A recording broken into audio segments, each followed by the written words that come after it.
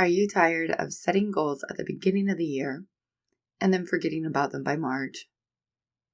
Are your goals needing a little tweak, a little refresh? If you're looking for renewed motivation and focus, this episode is all about quarterly reviews, done with delight. Quarterly reviews will give you the inspiration, the guidance, the support you need to regroup, re-energize, and reorganize your life. You got this, and I'm so excited for you. Do you want to feel less scattered and more focused, but the idea of planning or goal setting sounds like adding more pressure to your already pressure-filled life? If that sounds like you, welcome to the Plan Goal Plan podcast. I'm Danielle McGee. I'm a professor, mom, and business owner. I started this podcast to help hardworking women and high-achieving mamas plan and set goals playfully and lightly. Unlike pressure-filled approaches, Plan Goal Plan centers on what delights you to help you envision all the possibilities your future holds. If you're ready to try easier, if you're ready to make memories and do meaningful work, grab a pen. I'm going to guide you through practices that will help you plan for clarity, set goals for direction, and act with purpose and delight. Let's get started. Have any of you found yourself waiting until Monday? I'm going to start exercising on Monday. I'm going to start eating well on Monday. I'm going to start a practice of writing on Monday. You ever done that? I remember it's been quite a while now, but I remember reading this book called Fat Loss Happens on Monday. It is a book about diet and eating well, but it is really a book about habits. And in it, it would talk about how all of this research pointed to Monday being the day that actually people ate the healthiest, showed up to work out, did all of these things. And that is the power of a fresh start. That psychologically, there's something different about the start of the year. There's something energizing about a fresh start, about the start of a week. Oh, it's a new week, new me. So one of the things that you can do is you can create fresh starts for yourself to give you that energy. How do you use the energy of these fresh start moments to keep you going throughout the year? And that's what quarterly reviews or quarterly check-ins are. They are an opportunity for you to create a fresh start for yourself, to capture all of the energy and excitement of the beginning of the year and find it right here in April. In a nutshell, a quarterly review is an opportunity for you to reflect on the previous quarter or the last 3 months and then to plan for the upcoming quarter. One thing that I also really like about this and what it's doing is it's asking you to focus in on just 90 days at a time. There is a book called 12 Weeks, I believe, and it talks about how powerful thinking about things in 12-week time period is, because it's not so long as like a year where it feels like you have so much time that I don't need to start today, but it's also not so quick that you don't have time to go deep and really accomplish something that's bigger or more meaningful. The quarterly review is just an opportunity to reflect on the previous quarter and plan for the upcoming one. Before I even jump into what you should do for a quarterly review, how do we delight in the quarterly review process? First thing to do is to make it special. You could book a hotel room or go to your favorite coffee shop or go to a local nature center. A few months ago, maybe it's been longer now, I stumbled upon a book called The 12-Hour Walk by Colin O'Brady. And in a nutshell, you unplug and you walk by yourself for 12 hours. That's it. You can take breaks, you can sit down for a little bit, but the idea is that you are just with yourself, no phone, for 12 hours. so that you can think, you can hear yourself, you can get clear about things. My friends and I, we have a little tradition called the clarity walk, where if we're trying to find clarity on a subject, we'll kind of call each other up and we'll be like, hey, you want to go on a clarity walk with me?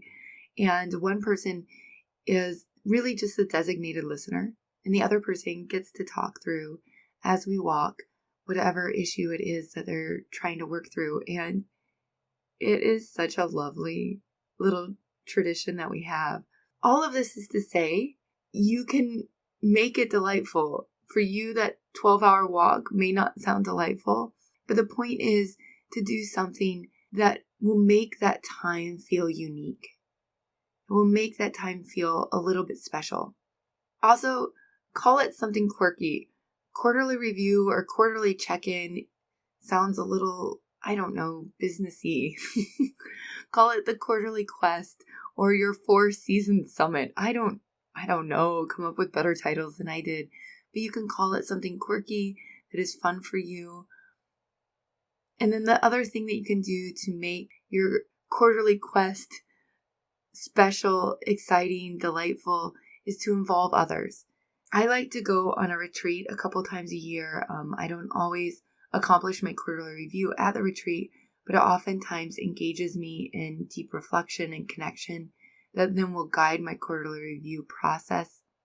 If I can't do a retreat, I like to connect with a coach during this time. So if you have a life coach or a spiritual guide or something like that, this is a good time to maybe connect with this person. So schedule a session.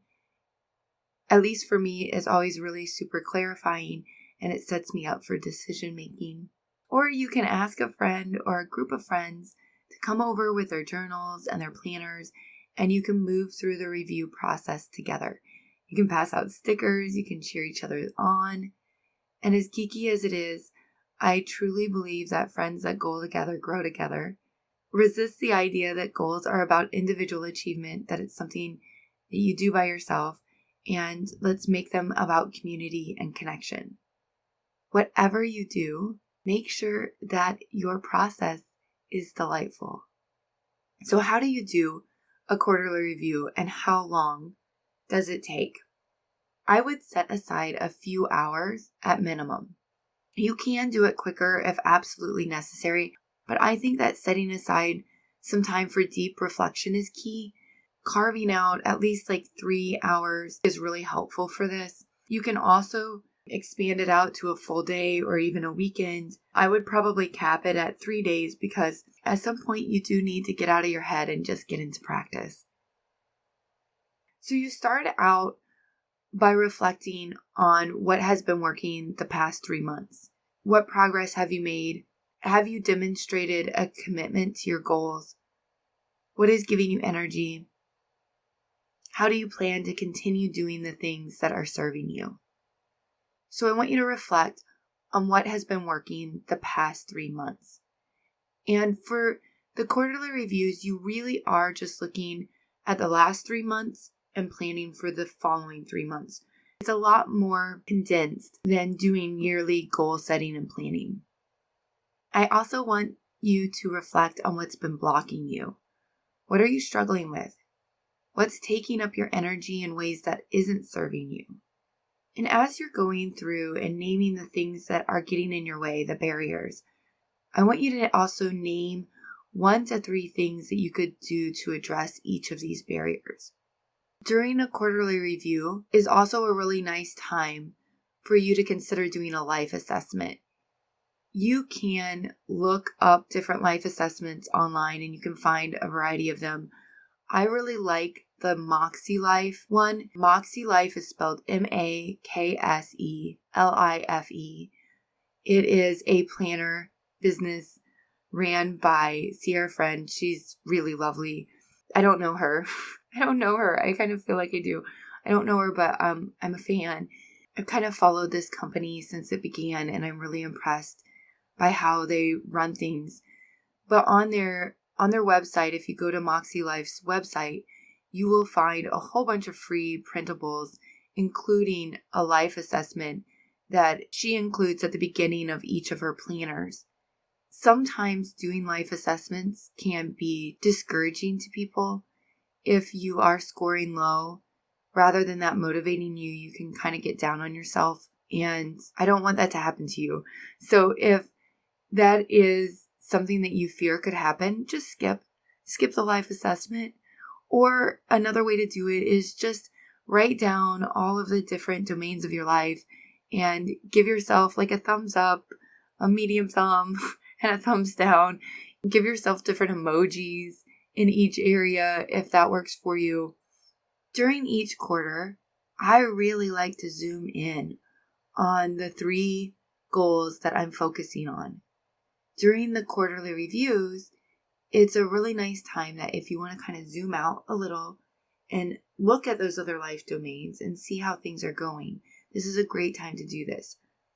One way that you can do that is through a life assessment, but you can also just write down each life domain that you're working with, so the different areas of your life, your family, your work, your personal development, your spiritual life, your finances, your health, your physical spaces, and just think to yourself, how is each part of my life going? This is a lovely time to mark any goals that you've made progress on.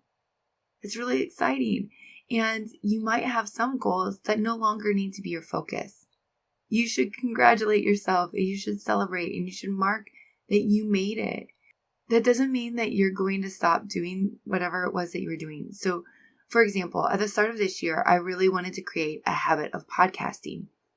I'm not quite 3 months in, but I do have a workflow that's really working for me. And I feel really comfortable with the rhythm that I've created. I will continue with these habits, but it no longer needs to be a focus of mine this next quarter because I have those habits down. I have that rhythm established. So rather, I'm going to work on educating myself on ways to grow my podcast so that I can reach more overachieving mamas who need a little lightness to their daily hubbub. So I want you to consider which goals you need to keep nurturing and which ones you can let roll in the background for a little while as you give attention to the 3 goals that you're going to focus on. So if you did a yearly goal setting session, you might look at your goal list and decide which goals need attention for the next 3 months. Do you have new things that you want to focus on? If you're just starting out, cool, that's awesome. What are 3 things that you want to work on the next 3 months? The key is to decide on 3 and make those your priority. Again, that doesn't mean that you're going to quit doing all of the wonderful things that you've been doing, but rather you're going to choose what you're going to focus on right now. After you've decided on those 3 things, you want to make a plan. Where are you starting? Where do you want to be in 90 days? What's one thing that you could do each day that would move that goal forward? What's one thing that you could do each week? Where would you like to be at the end of each month? How are you going to delight in the process? I also would encourage you to place those items in your calendar or planner now. So if you have a checklist, put that checklist in your planner. If there are things that you want to do on particular days, put them on your calendar so you don't forget. Y'all, this is your fresh start. This is your time to regroup, to recharge. This is a time for you to create a vision for your next 3 months and to put it into practice.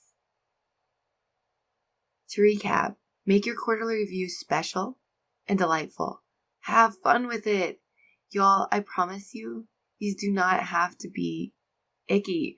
If you need to, set a really fun goal. Decide how much time you're going to commit to this process and block it off, and respect and honor that time that you've set aside.